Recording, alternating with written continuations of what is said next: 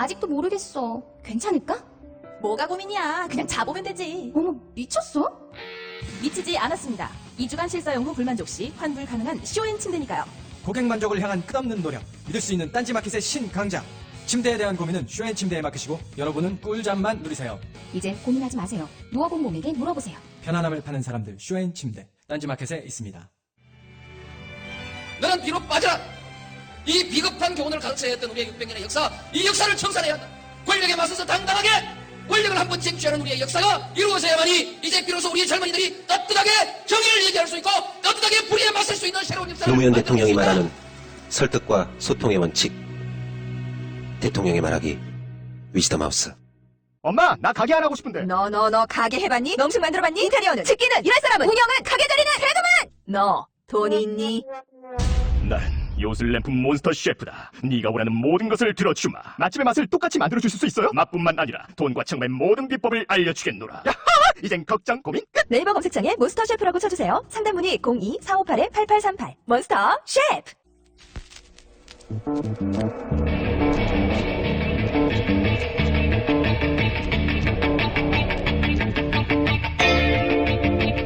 안녕하세요, 김호준입니다.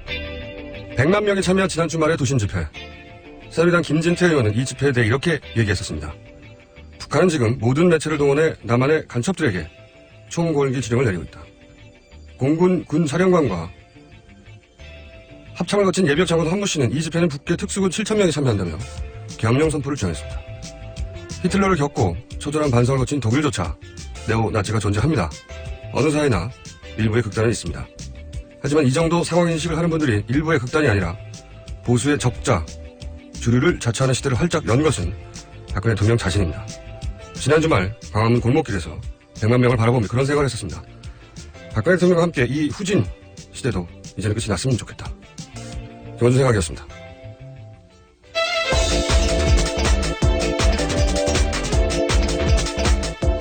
자, 송채경화 기자, 오늘도 첫 순서입니다. 안녕하세요. 네, 안녕하세요. 한겨레 21 송채경입니다. 집회 방송 진행한다고 제가 들었었는데 하셨나요? 아니, 방송 진행은 안 했고요. 네. 집회는 나갔습니다. 그때는 진행한다고 하지 않았어요?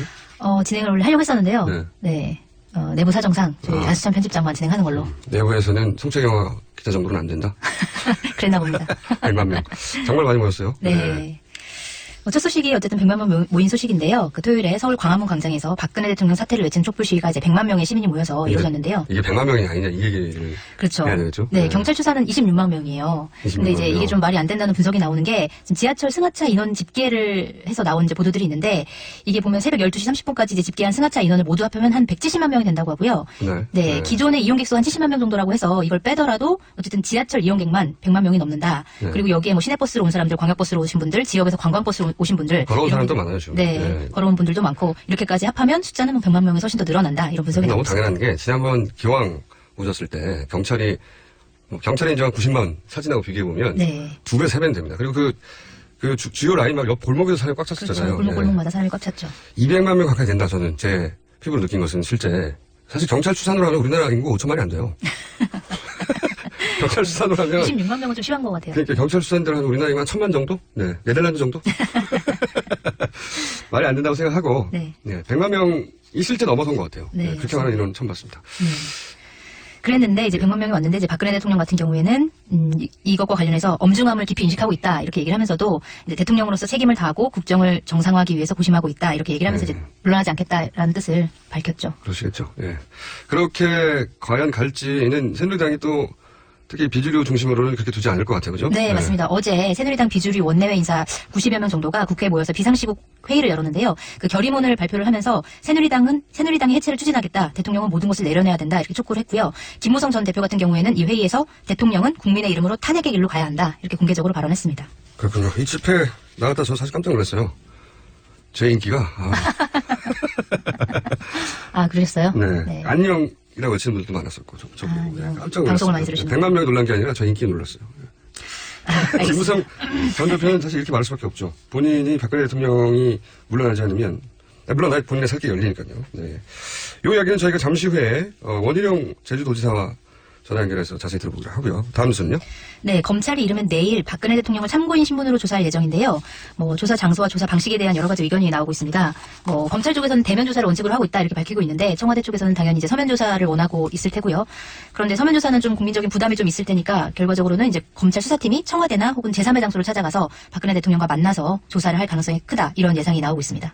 사실 속전속결을 하고 싶어 하는 것 같은데요. 네, 최순실 씨 관련해서 수사할 게 얼마나 많은데 그렇죠. 생각해보면 지금은 이제 직권남용, 사기 미수 이렇게 주로 혐의가 그렇거든요. 네, 맞습니다. 직권남용은 결국은 기업들 상대로 뇌물죄를 적용한 게 아니라 기업들이 부인하면은 직권남용이라는 건 기업들이 피해자라는 인식에서 출발한 혐의란 말이죠. 네. 이제 뇌물죄를 적용해야 되는데 기업들 회장들이 와가지고 인정하겠어요 이거? 본인들이 단순히 협박당했다고 해야지 거래를 했다고 그러면은 자기들 잡혀가는 거예요. 그렇죠. 인정 안 하겠죠. 저는 더 문제는 이 사기 미수라고 생각합니다. 사기가 미수였습니다라 이렇게 되지 않았죠. 네, 그렇겠죠. 사기 미수 이게 말하자면 재단을 상대로 네, 사기를 쳤다는 거거든요. 근데 재단도를 다 뽑아가지는 않았으니까 미수에 그쳤다는 인식이란 말이죠. 이게 말도 안 되는. 그러니까 검찰이 처음에 사건의 각을 잡을 때 네. 이렇게 잡았다는 얘기거든요. 사실 성형외과 그것만 해도 조사할 게 얼마나 많습니까? 엄청 많아요. 국세청은 누가 동원했고, 국정원을 동원한 건 누구며, 경쟁업체를 압박한 건 누구고, 그리고 뭐 대통령 주치 어떤 서울대 병원장이 이런저런 혜택을 줬는데 네. 원장에게 이거 따져보려면 한참 많은데 이런 사람 다 안 부르잖아요 지금. 조원동 경제수석이 이거 그 성형외과를 해외 진출시키지 못해서 관뒀다. 네, 그런 거 조사하려면 조원동 전 경제수 불러야 되잖아요. 안 부르잖아요. 야. 이거 다 안 하고 대통령을 참고인으로 부르는 게 무슨 의미가 있습니까? 네. 보여주기라고 봅니다. 어디서 하든 장소와 방식 가지고 크게 떠들 텐데 그게 뭐가 중요해요. 저는 그렇게 생각합니다. 총수들도 총수하게 자꾸 제가 네. 김호준 총수 말고 대기업 총수들이 어제 이제 최순실 게이트와 관련해서 줄줄이 소환이 됐는데요. 어제는 이재용 삼성전자 부회장을 비롯해서 뭐 구본무 LG그룹 회장, 최태원 SK그룹 회장, 조양호 한진그룹 회장, 손경식 CJ그룹 회장을 불러서 조사를 했고 그 전날에는 정몽구 현대차 회장, 김승현 하나그룹 회장 등등을 불렀는데 이제 뭐 주말에 몰아서 이렇게 조사를 한 거를 보고 좀 재벌 배려 차원 아니냐, 촛불 시위로 다 이목이 그쪽으로 집중돼 있는데 이제 뭐 기습적으로 부른 거 아니냐 이런 또 비판이 나오기도 했습니다. 그게 다 봐주기입니다. 예. 그렇게 말할 수밖에 없어요. 롯데 하나 털려고 2달간 검찰 몇십 명이 붙었었는데 이게 뭡니까? 재벌 총수를 다 불러서 주말에 다 끝내고 협박 받았어요? 네, 협박 받았어요. 뇌물 그럼 거꾸로 대가 받았어요? 아니요. 이렇게 끝나는 거예요 이게. 그러니까 이렇게 빨리 끝나죠. 아 정말. 자 다음 뉴스는요. 네, 다음 뉴스는요. 그 재작년 신년 기자회견에서 박근혜 대통령이 통일은 대박이다 이렇게 얘기해서 화제가 된 적이 있었는데요. 이 대박이라는 표현이 사실은 최순실 씨의 아이디어였다 이렇게 이제 검찰에서 결론을 내렸다는 건데요. 이게 검찰이 이런 걸 인정해 준 게 처음이라는 게 의미가 있네요. 네, 검찰이 처음 인정을 한 거고요.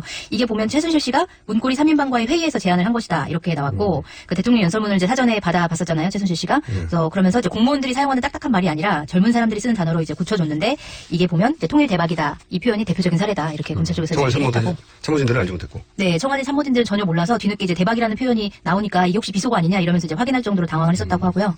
이후에 대통령은 뭐 이 신년 기자회견뿐만이 아니라 뭐 다보스 포럼, 뭐 외교통일 국방 업무보고, 독일 드레스덴 간담회에서도 통일은 대박이다 이 표현을 계속적으로 언급을 했죠. 지난주에 사실 뉴스가 너무 많아서 네. 최순실을 덮고 있는 양상이라 크게 주목받지 못하고 지나간 뉴스 중에 하나가 송영길 민주당 의원이 주장을 했었죠. 해경 해체. 이 뒤에도 최순실 씨가 있다. 그 근거로 해경 당시 정보팀에서 어떻게 갑자기 해경 해체라고 하는 극단적인 이야기가 나왔는지 알아봤더니 얼마 알아보지도 않아서 진짜 최순실이 있다는 걸 그때 알았다는 거죠. 이걸 해경에서도 알았는데 그 핵심이 민정수석이 몰랐다는 건 말이 안 되는 거죠. 네. 네, 통일 대박은 단순히 뭐 용어일 수 있지만 해경 해체는 더 큰 문제가 될 수 있겠네요. 그렇겠죠? 그리고 이런 인식의 이런 단어들에 개입한 정도가 아니라 이렇게 되면 사실 해경 해체 얘기도 있고 더 나아가서는 개성공단도 폐쇄도 최순실 씨의 작품 아니냐는 얘기가 지금 많죠 사실은. 네, 많이 나왔죠. 입증하기가 어려운데 그렇게 추정하는 게 합리적인 상황이 되어가고 있어요 지금. 해경 해체 하나만 해도 이게 혹여라도 최순실 씨가 이 뒤에 송영길 의원의 주장처럼 근거가 있는 내용이라면 이거 다시 조사해야 되는 겁니다. 이것도 다. 말이 되나요? 정말 많네요. 그런데 지금 당장 대통령을 한 번 검찰들이 조사하지 또 부르겠어요? 한 번 하는 거 아닙니까? 지금까지 나온 것만 가지고 이건 말이 안 된다. 벌써 언론에서는 정점을 향해 가고 있다. 라고 하는데 뭐가 정점이에요? 시작도 안 했는데 지금 제대로. 그렇죠. 네, 정점을 향해 가고 있고 대통령이 조사받았으니 이제 이 정도 선에서 일단락 짓는 모양새를 갖추려고 하는 것 같은데 어림도 없죠.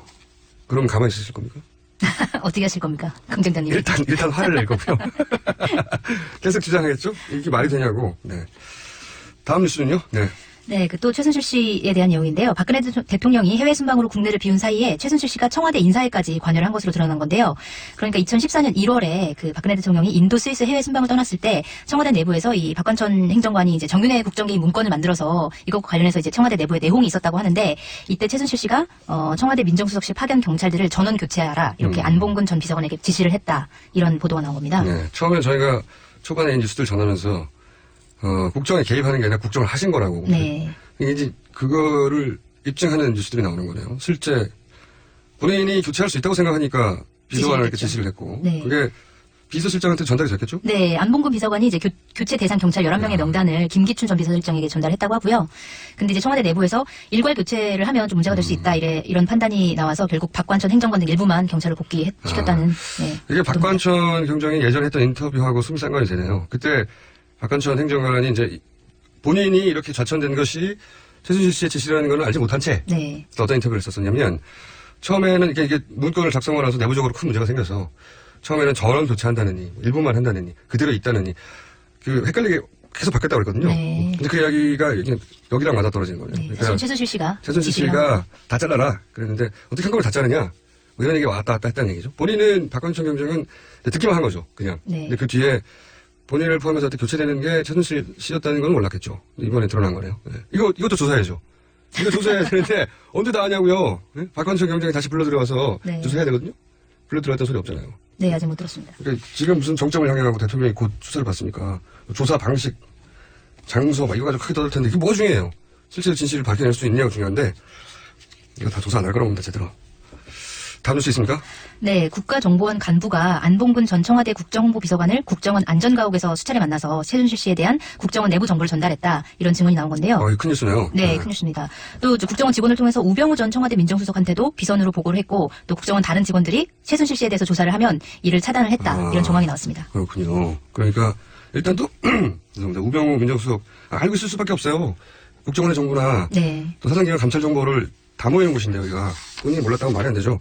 네. 그러니까 본인이 알고도 내버려 둔 거니까 이 양반도 큰 책임이 있는 거죠. 큰. 그렇죠. 그리고 뭐 정상적으로 보고를 받은 게 아니라 비선 보고를 받은 거니까요. 원래는 이제 전현직 국정원장을 거쳐서 이제 청와대에 보고가 들어가야 되는데 이러지 않고 이제 국장을 통해서 비선 라인과 직접 거래를 한 거라서 문제가 더 커지는 거고. 이거는 국정원 내부 보고가 아니면 나오기 힘든 이야기인데. 네, 그래서 당국 관계자 이렇게 멘트로 나온 보도인데요. 네. 그래서 뭐 국정원 보고서 자체가 우병우 민정수석에게 직접 전달이 됐고. 뭐 이렇다는 얘기고 그다음에 보면은 이제 이분 그 추 아무개 국장이라는 사람이 이렇게 전달했다라고 하는 건데 이제 추 국장이 본인이 뭐 최순실 씨 관련해서 조사한 거 이외에 다른 국정원 직원들이 이제 최순실 관련해서 조사를 한 거를 직원들의 휴대전화 정보 활동을 사찰을 해서 조사를 했고 그다음에 이 최순실 정윤회 관련 내용이 나오면 지방으로 발령을 냈다 이런 얘기도 나왔습니다. 민간인 사찰이 아니라 국정원 내부 사찰도 국정원 내부 사찰입니다. 아하 그렇군요. 이 정도 내용은 국정원 내부 고발이 아니면 나오기 힘든 내용인데 그러니까 결국은 추모 국장 이분은 박원순 제안문건 만드신 분 아닌가? 네, 맞습니다. 2013년도에 이른바 박원순 제안문건 작성자로 지목돼서 청와대 파견 근무를 하다가 다시 국정원으로 복귀를 한 사람이고요. 그다음에 박근혜 정부 초기 이제 인수위원회에서 근무를 했었고 또 민정수석실에서도 친인척 관리를 담당을 했었던 인물로 알려져 있습니다. 이렇게 되면 박원순 제안문건 작성자를 지시한 사람도 최순실 씨가 되는 거 아닙니까? 그렇게 추정해볼 수 있으나 아직 여기까지 나온 게 그렇게 아니니까. 추정해볼 수 있는 뉴스네요. 그러니까 요약하면 국정원 내부에서 최순실 씨가 문제가 많으니까 문제 삼으려고 하면 그 사람들은 좌천시키고 네. 국정원에서도 그리고 최순실 관련 뉴스는 우병우 민정수석에게 직접 전달했고 네. 그것도 공식 라인을 거치지 않고 네. 라고 하는 내부 고발이 나오거든요. 우병우 민정수석 이거 수사해야 됩니다. 이걸로. 그러니까 지금 파국에 큰 일조를 담당한 거예요. 덮어주면서. 네. 그런데 지금까지는 저거밖에 없잖아요. 가족회사에서 카드 예? 또는 뭐 가족회사에서 자동차를 회사로 등록해서 본인이 사용했다. 네. 이거 제가 보기엔 벌금 100만 원 정도 나오는 거예요. 그럼 초과 네. 땅 거래 의혹 뭐 이런 것도 있고요. 예, 이게 말이 안 되는 건데 이걸 따져야죠. 그거는 다 봐줘도 돼요. 봐줘도 되고. 그것도 봐주면 안 되죠. 아니 본인 살 따지고 보면 횡령이라고 하는데 배임 뭐 그쪽 방향일 텐데 본인과 그러니까 부인이 다 운영하는 회사잖아요. 예. 배임할 주주가 그렇게 없어요. 실제로 벌금 얼마 안 나온다니까요. 주주가 얼마나 되는지 모르겠지만 100만 원, 150만 원 예상합니다. 네. 제가 물어봤어요. 그 법조인 분들에게. 얼마 정도 나오고 있냐. 많이 나오면 150만 원 나올 거라고. 그러니까 이게 말이 안 되죠. 그래서 본인은 자신 있었나 봐요. 나갈 때. 건이 얼마 안 되니까. 이 우병우 민정수석이 어떻게 수사받고 결론이 나느냐에 따라 수사 의지가 드러나는 네. 거니까 계속 한번 봐야 될 것 지켜봐야 됩니다. 같습니다. 예. 자, 지금 시간이 거의 다 됐죠? 아니군요. 하나 정도 더 할 수 있나요? 네. 네, 조원동 전 청와대 경제수석이 2013년 말 포스코 측에 차기 회장은 권오준으로 정해졌다 이렇게 통보를 한 것으로 드러났고요.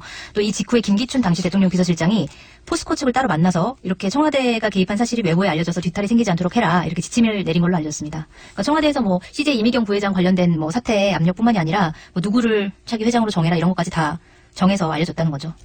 뭐 큰 뉴스 아니네요. 왜냐하면은 네. 이때까지 뉴스들이 워낙 컸기 때문에 그리고 CJ 그 사기업 회장도 날리는데요. 포스코 정도야. 이게 어디서 나온 뉴스입니까? 한국일보에서 토요일부터 오늘까지 일면으로 계속 보도하는 뉴스인데요. 네. 뭐 자세하게 좀 보면은 그 조원동 전 수석이 이제 최명주 당시 포스코 기술투자 사장에게 이렇게 얘기를 한 건데요. 차기 회장은 권오준으로 결정됐으니까 그렇게 알고 준비해라 이렇게 얘기를 했고 실제로 이제 주주총회를 거쳐서 신임 포스코 회장으로 공식 취임을 하긴 했지만 사실상 이제 다 회장으로 결정된 상태에서 절차적인 정당성을 갖추려고 형식적으로 진행된 거다 이런 내부 고발이 나왔습니다. 제가 주말 워낙 이 뉴스들이 많이 쏟아져가지고 네. 최순실로 최순실을 덮는다 할 만한 뉴스들이 나오니까 제가 지난 주말에 오늘 거론 안 하시길래 이거 꼭 나와야 되는 뉴스라고 생각한 게 이 정윤의 문건 파동 네. 그때가 사실은 이 최순실 씨의 파워나 실체가 드러날 사실 굉장히 좋은 기회였잖아요. 네. 그때 실제로 세계 일보의 경영진도 뒤바뀌고 뭐 그 보도를 했던 직원들 기자들 잘리고 그랬죠. 네. 그렇게 결론이 났는데 그 문건에 우리가 전체를 보지 못했잖아요. 네, 세계일보가 그 문건을 이번에 공개했죠. 근데 그 문건에 보면 이미 최순실 권력서의 1위 그 얘기가 써 있었다고. 거기 이미 나와 있어요. 최순실 네. 씨가 그 문건에 이미 나왔었습니다. 그러니까 사실 이 문건도 다시 한번 우병우 민정수석 다 봤잖아요. 네, 그러겠죠. 네, 다 본인이 모른다고 하는 거 말이 안 되는 거예요. 네. 기본적으로 그 문건에도 우리가 이제 그 박관철 경정이 조사받을 때 했다고 하는 말로 처음에는 보도가 된 네, 1위 권력수 1위는 최순실, 2위 정윤회, 3위 박근혜. 3위가 비로소 박근혜 대통령이라고 하는 게 사실로 드러나고 있잖아요. 네. 근데 그때 정윤의 문건에 그 이름이 이미 있었다는 겁니다. 이 내용이. 예. 그러니까 모른 척한다는 건 말이 안 되는 거고요. 그리고 또 제가 그 주말에 뉴스 중에 주목했던 것 중에 하나는 이건 너무 많이 나와서 묻히겠구나 했던 게 네. 정유라 씨가 고3도 아니고 고2 때 본인 대학 다 정해졌다고 미리. 네, 친구들한테. 자기가 어떻게 합니까? 네. 고2 때. 그렇죠. 예. 그때가 그 이화여대가 그 특례 입학을 승마를 집어넣은 그때죠, 바로. 그러니까요. 네. 앞뒤를 맞춰보면 사실 이것도 조사해야 되거든요. 조사할 거 진짜 많아요. 네. 그런데 지금 그 이화여대 전 총장이나 관련해서 안 부르잖아요. 지금 전혀. 조사할 게 이 건 하나만 해도 어마어마한 건이고요. 성형외과 건 어마어마한 건이고. 근데 정유라 씨가 고2 때 나 갈 대학 정해졌어. 라고 말했다는 게 주변에 증언 아닙니까? 네, 맞습니다. 이 뉴스도 이거 하나가 중요한 게 아니고 이렇게 하려면 본인이 알려면 그죠? 작업이 이미 끝났다는 얘기잖아요. 네. 네. 이거를 수사를 할까요? 과연? 지켜봐야겠죠. 한 건 한 건이 다 감옥 가서 오랫동안 있을 일이에요. 그것도 국가 권력을 이용했기 때문에. 아무래도 앞으로 브리핑이 검찰이 과연 이거를 수사했냐 안 했냐 이거 그러니까 위주로 앞으로는 얘기해야 될 것 같아요. 맞아요. 뉴스를 새로 전한다기보다는 네. 나온 것만으로도 충분하거든요. 그 뉴스들이 제대로 수사되느냐 안 되느냐만 따져도 의지가 있느냐 없느냐. 이렇게 대통령이 수사를 어디서 받느냐가 안 중요합니다. 어디서 받든 뭐 어때요. 본인 관저에서 받아도 돼요. 서면으로 받아도 되고. 근데 실제 중요한 건 수사를 하느냐 하는 거죠. 여기까지 할까요? 네. 여기까지 하셔야 될 것 같습니다. 송채가 기자였습니다. 네, 감사합니다.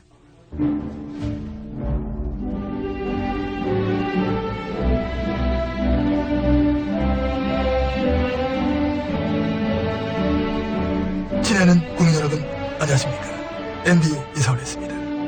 요즘 시리에 빠진 우리 국민들이 진정으로 원하고 있는 거, 그걸 저는 잘 알고 있습니다. 그것은 바로 군주라면 군주다워라. 만인 지상이라 하려면 만인 지상답게 좀 할 수 없느냐. 그래, 놀더라 좀 크게 놀아라. 그런 생각을 하고 있다는 확신을 저는 가지고 있는 겁니다. 이게 말이야, 지위가 있고 이신이 있지. 쪼잔하니 그게 뭡니까? 응? 아줌마들과 아들 데리고 여기 조금 저기 조금. 응? 진짜 저는 가슴이 답답합니다. 가슴 3회만 치겠습니다. 어쩌다가 대한민국 이래 됐는가? 응? 이 MB를 한번 보세요, MB. 얼마나 시원합니까? 응? 뭐 여러 가지 얘기할 데 없어. 사대가 한번 사대가 이 스케일이 다르죠. 이거 하나만 확 그냥 긁잖아. 한 방에 그냥. 응? 이게 바로 대한남아의 기회가 아니냐. 저는 그런 확신을 가지고 말씀드리면서 그렇기 때문에 자원 외교도 말해야지요. 방산 비리하고. 좀 내가 말하려고 하는데 그걸 언제 하려고 그러니까 얘기 안 하는 거지. 지금 얘기하세요. 그렇기 때문에 자원 외교 얼마예요? 좀 얘기할 필요. 그거 왜 꺾이냐고 지금 내 분위기가 얼마예요? 아닌데. 김호준이 나 좀 보여줘.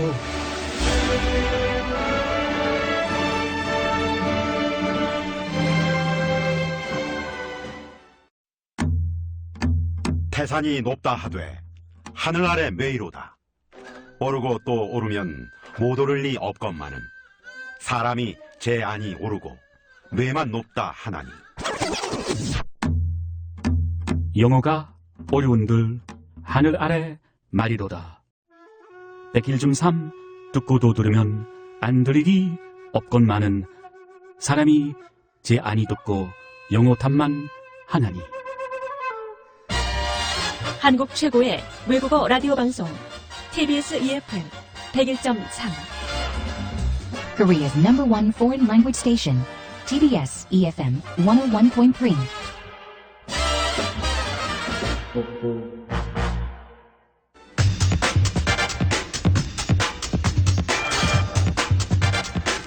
새누리당이 지난 일요일 비상시국 회의를 열었습니다. 이 자리에서 처음으로 해체, 탄핵이라는 단어들이 거론됐는데요. 당일 회의에 참석했던 원희룡 제주도지사 전화 연결해보겠습니다. 안녕하세요, 지사님. 네, 안녕하세요. 오랜만입니다. 진짜 오랜만입니다. 네. 네. 제가 도지사님을 처음 인터뷰한 게 초선 때, 네. 코 많이 흘리실 때, 10년도 넘었는데 이제 대선 잠룡이시군요. 반갑습니다. 19대 때 이미 불출마하셨지 않습니까? 네.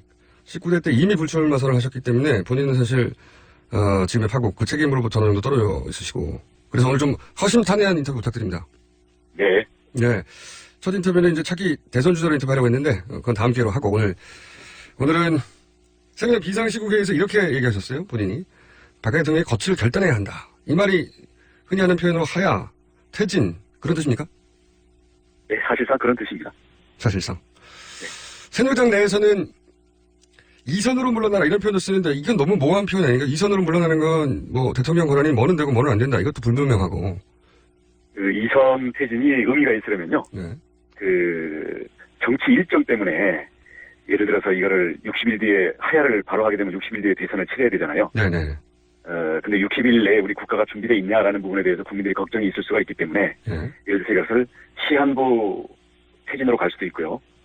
아니면 여야가 합의하는 정치 일정까지의 의전적 역할만 수행을 하면서 내치든 실질적인 대통령의 내용적인 직무에 대해서는 총리에게 모든 것을 맡기는 이런 것들이 전제가 된다면 이선 후퇴도 뭐 우리 국민이 그게 가장 현실적이고 지혜롭다라고 하면 못할 건 아니죠. 근데 지금 이야기되는 이선 후퇴라는 것은 대통령이 헌법상 권한은 다 행사하겠다. 이런 식의 전제가 깔려있기 때문에 이것은 지금 대통령을 수행할 자격이 없다라고 국민이 판단 내린 거에 대해서 버티기로구나.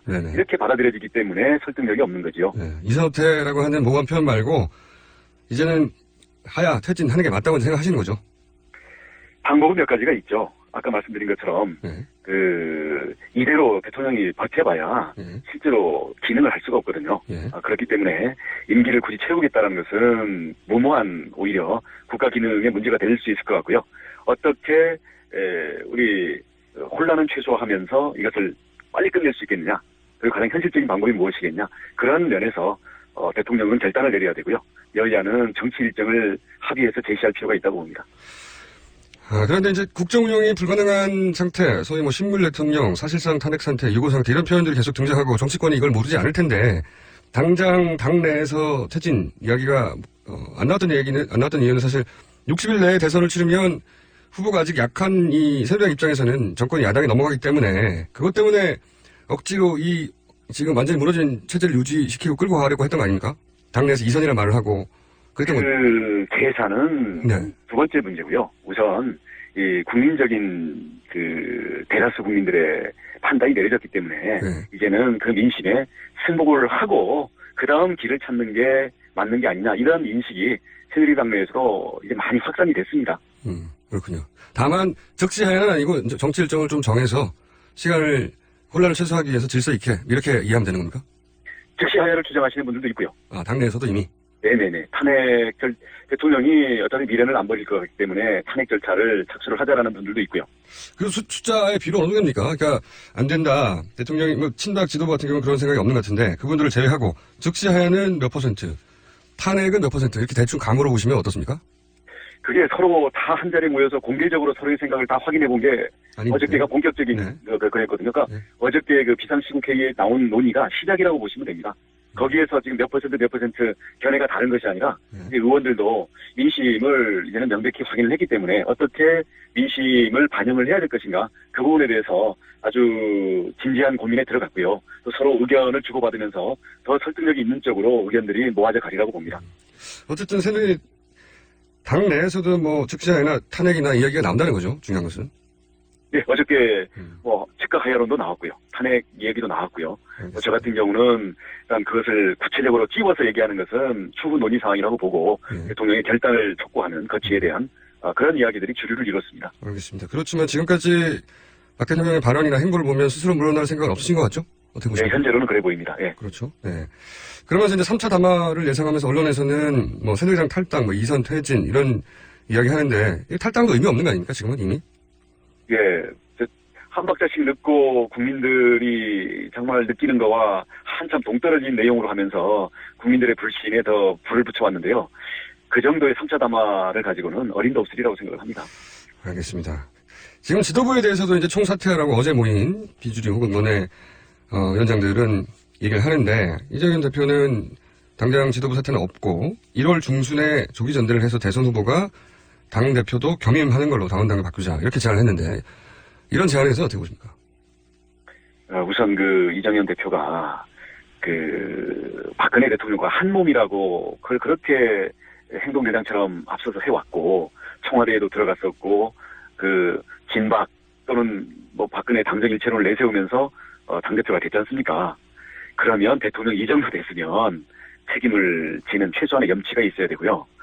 지금 뭐 거국 총리가 지명이 되면 즉각 사퇴하겠다 그러는데 지금 이정현 현 지도부와는 거국 총리를 위한 여야 회담도 이루어지지 않는 게 바로 지도부 때문 아니겠습니까?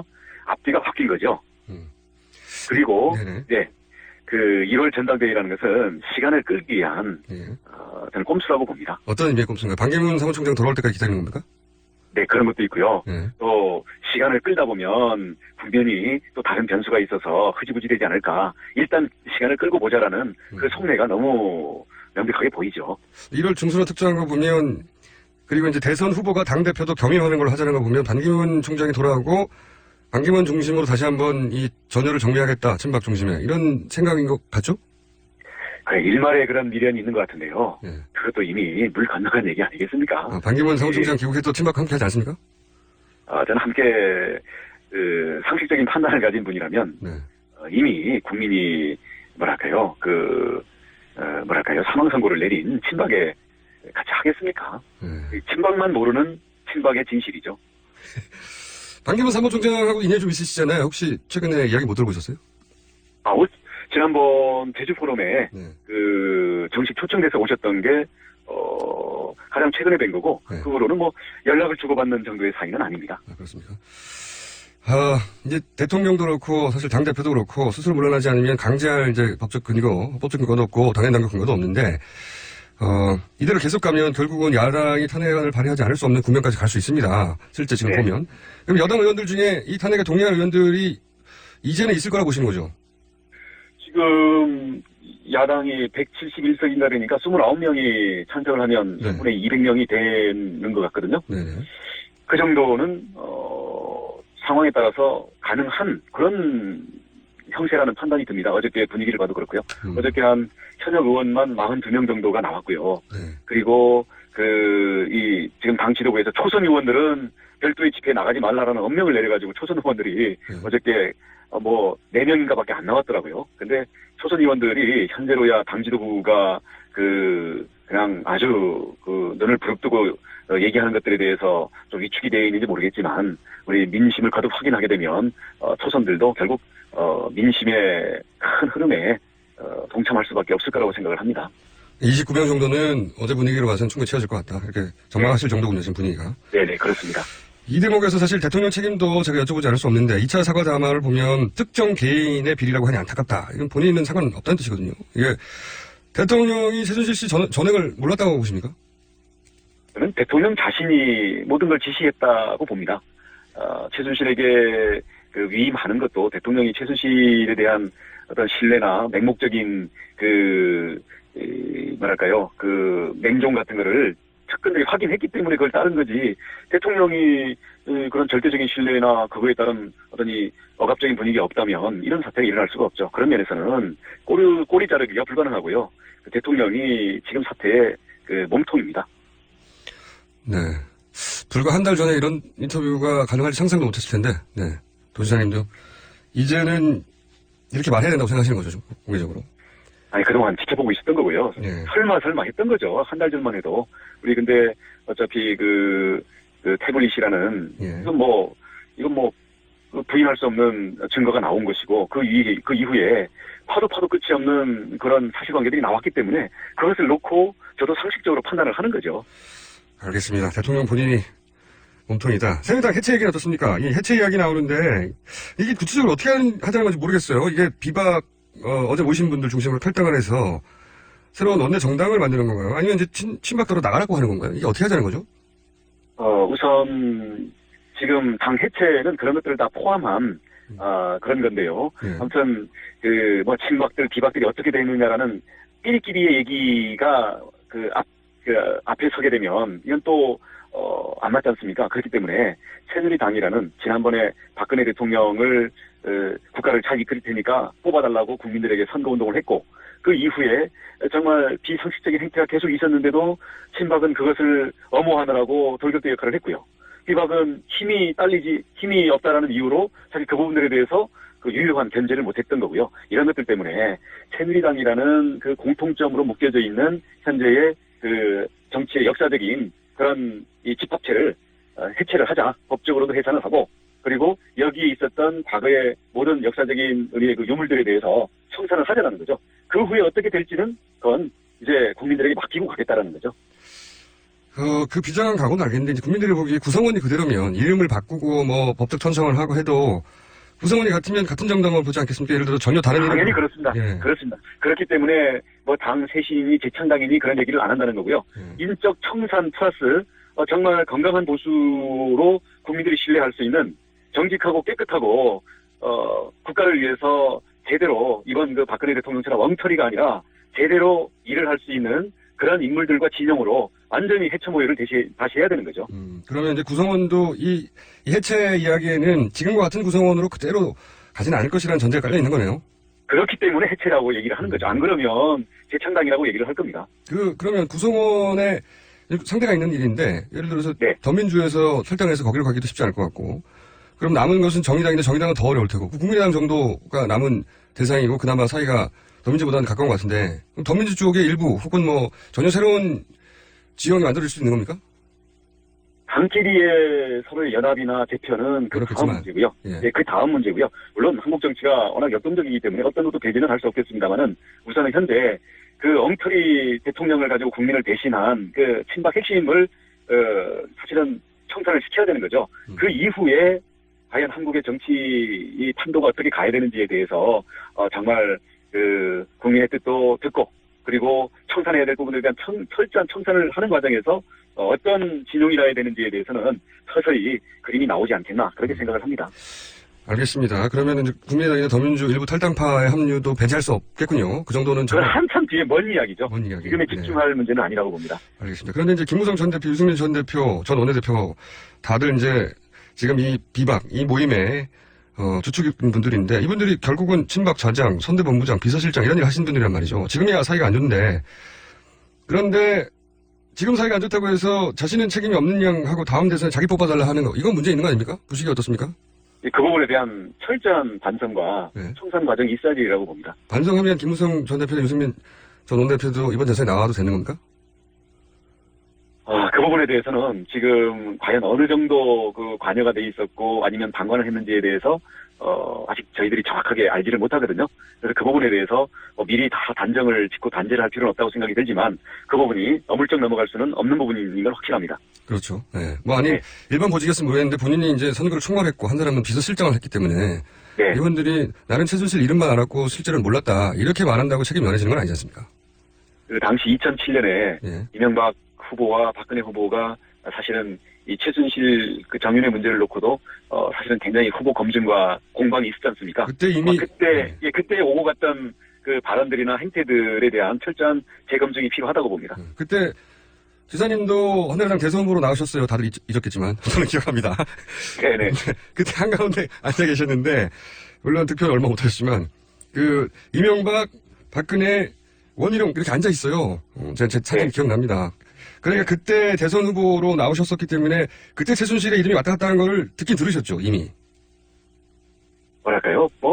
그 정도의 정보력 같은 게 있을 정도는 아니었기 때문에 네. 그때 아무튼 최태민 그때는 최순실보다는 최태민과 정윤회 이쪽으로 초점이 많이 맞춰졌던 것 같아요 기억에. 네. 어쨌든 그런 이름들이 왔다 갔다 본인이 직접 당사자는 아니었지만 네. 양 진영에서 이제 양 두 거대 진영에 싸울 때 본인 캠프에 제가 기억하기로는 남경필 당시 의원 한 사람 달랑 있지 않았습니까?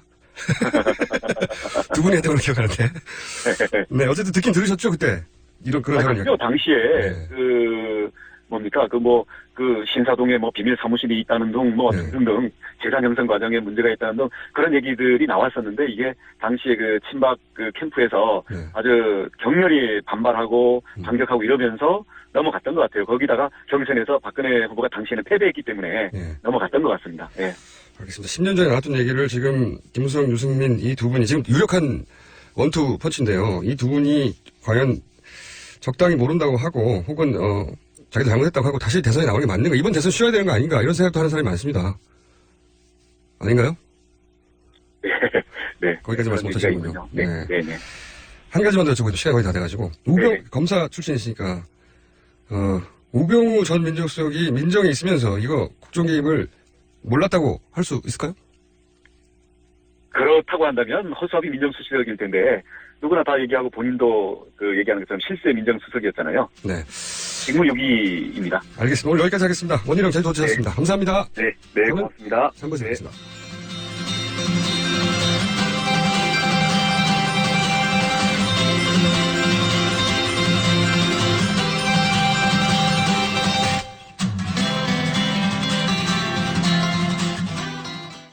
어머니도 감기 드셨어? 사들인 온열 매트가 몸에 잘 안 맞으신가? 네, 거기서 주무시고 아침에 일어나면 몸이 많이 찌뿌둥하시대요. 기력도 없으시고. 결국 전자파 문제가 큰 것 같네. 가만, 우리 회사 김대리가 요번에 온열 침대를 샀는데 유지비도 저렴하고 밑에 열선이 없어 전자파가 아예 제로라던데? 정말요? 침대 이름이 뭐래요? 김대리가 구매한 침대는 다존 군불 침대입니다. 기분 좋은 따뜻함 군불침대. 구매 문의는 0222453531 0222453531.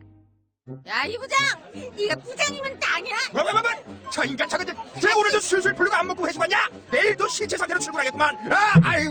고려 생활건강 술술 풀리고 음주전 한포가 당신을 지켜드립니다. 특허받은 천연 유래 성분 숙취 해소제 술술 풀리고를 은하계 최저가로 딴지마켓에서 만나보세요.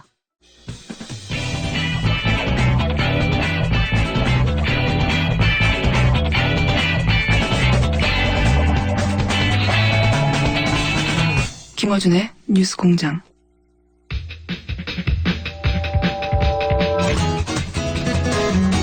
네, 김어준 뉴스공장 3부 첫 번째 순서입니다. 르몽드 디플로마티크 번호를 해주시죠. 르몽드 디플로마티크입니다. 네, 정확하셨는데요. 네, 그래요? 그래도 본토 발음을 좀 르몽드 디플로마틱. 네. 거의 비슷하네요. 네, 똑같습니다. 네, 갈 필요 없네요, 프랑스. 사단법인 인문결연구소 임상훈 부장님 나오셨습니다. 안녕하세요. 네, 안녕하십니까. 네, 저희가 원래 이제 국제 분쟁 지역들 주로 뉴스, 미국과 일본 뉴스가 다강이다 다뤄왔었는데, 지난주부터는 이제 외신에서 최진 사태 어떻게 다루나. 네. 이 집회에 대해서는 외신들도 크게 보도가 됐죠? 예, 그렇죠. 지난 토요일 집회 이후에 주요 외신들이 아주 관심을 많이 보이고 있습니다. 여러 이제, 신문들이 있습니다만은 특히 영국의 BBC 같은 경우에 평화로운 집회였다. 평화롭지만 더 강해졌다. 초점은 청와대다. 이제 이런 얘기가 나왔고요. 대통령이 청와대에 있었다면 이 소음이 들렸을 것이다. 이렇게 보도를 했는데 대통령께서는 잠이 보약이라고 말씀하셨던 걸로 보도가 됐으니까 아마 소음 걱정은 안 하셔도 될 것 같습니다. 재밌으라고 멘트 준비하신 것 같은데. 준비한 건 아닌데. 크게 성공 못하신 것 같아요. 이게 뉴욕타임즈나 하여튼 모든 주요 언론이 다 다뤘겠죠? 네, 뉴욕타임스도 이제 수십 년 만에 최대 보도다. 최순실 국정농단 파문뿐 아니라 역사 교과서 국정화 문제, 그다음에 한일 위안부 합의에 대한 비판도 있었다. 광신적 종교 지도자, 우리말로 이제 광신적 종교 지도자로 이제 했습니다만은 컬트 리더라고 외국 언론에서는 계속 나오죠. 딸인 최순실 씨가 관련돼 있다 이런 얘기 계속 나오는데 뭐 다른 로이터라든가 워싱턴 포스트 다 비슷합니다. 국민적 분노에 불을 지폈을 뿐이고 대통령 사과가 먹혀 들어가지 않았다 이런 내용. 워싱턴 포스트 같은 경우는 지방에서 차를 대절해서 상경을 했고 뭐 중국 언론들 인민망 그다음에 신화통신 같은 경우에는 서울행 기차표가 모두 매진이 됐고 전세 버스도 모두 동일했다 이런 내용까지 나왔고요. 이제 그런 내용들 통해서 이제 그 인원이 그러니까 과연 뭐 몇 명이 모였는가 대부분의 외신들이 수십만. 근데 이제 우리나라 언론에서 했던 것과 그대로 경찰 추산은 26만인데 주최 측에서는 100만으로 평가하고 있다. 이런 내용들이 나왔습니다. 사실 그 외신 기자들도 많이 왔더라고요. 저도 보니까. 네. 이게 봐도 숫자는 26만이라는 건 말이 안 된다는 건 스스로도 알거든요. 말이 안 돼요, 말이. 네. 그렇죠. 사실 그 현장에 가 보면은 골목골목으로 이제 빽빽하게 모여 있는 것이 광화문 앞에만 있었던 건 아니거든요. 그러니까요. 그 광화문을 향하는 모든 길목이 다 찼기 때문에. 네. 저는 그렇게 많은 인원들을 본 것도 처음이고. 참가해보신 분들은 보셨겠지만 도보 인원이 굉장히 많았습니다. 생각외로. 네. 대중교통 이용이 아니라 도보로 이용하신 분들이 굉장히 많았기 때문에 이 대중교통이 몇 명이 이용했는가로 나올 수 없는 그런 통계가 또 굉장히 많이 있습니다. 교통통제가 되니까 네. 걸어가신 분도 되게 많거든요. 미리 네. 내려가지고. 근데 이제 저는 굉장히 크게 이 외신들도 그 현장 온 외신 기자하고도 몇 명 만나봤는데 그 보도될 수 있는 게 포커스가 될 수 있는 게 이 정도 인원이 모이면 제가 그 해외 예를 들어 샤를리 heb도 사건 때. 네. 그 프랑스 풍자 잡지를 이제 테러해가지고 한 11명 사망하고, 그때 2차 대전 종전 이후에 최대 인파가 모였다, 파리에서. 그 행진, 저도 그때 참여했거든요. 아, 그때 거기 계셨어요? 저는 궁금하면 가야 됩니다.